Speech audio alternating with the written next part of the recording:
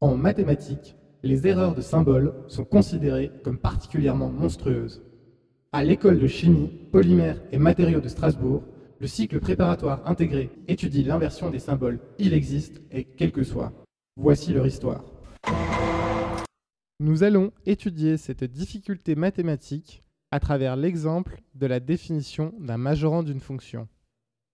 Si il existe un réel m, tel que quel que soit x appartenant au réel, la fonction f de x est inférieure à m, alors m majore la fonction f.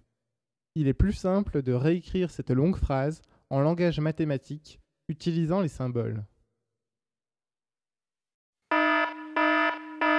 Attention à ne pas inverser l'ordre des quantificateurs qui modifierait totalement le sens de la phrase. Nous allons détailler cela dans 3 cas différents appliqués à la définition du majorant afin de mieux en percevoir les subtilités.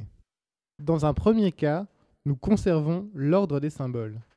On trace le graphique de la fonction f.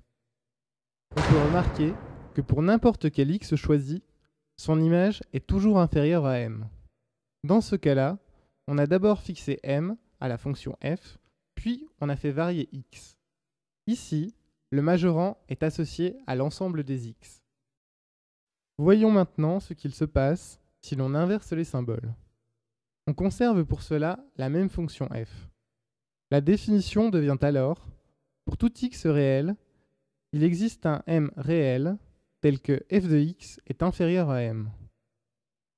Prenons x1 quelconque, on peut fixer m de x1 tel que m de x1 supérieur ou égal à f de x1, ce qui est en accord avec les quantificateurs. Néanmoins, on peut trouver un x2 tel que f de x2 supérieur ou égal à m de x1. Dès lors, m de x1 n'est pas un majorant de la fonction. Ainsi, cette définition n'est pas celle du majorant, contrairement à ce que l'on aurait pu croire à première vue. À chaque x est associé un majorant particulier. Vous n'êtes toujours pas convaincu? Appliquons cette définition erronée à une autre fonction, divergente cette fois-ci.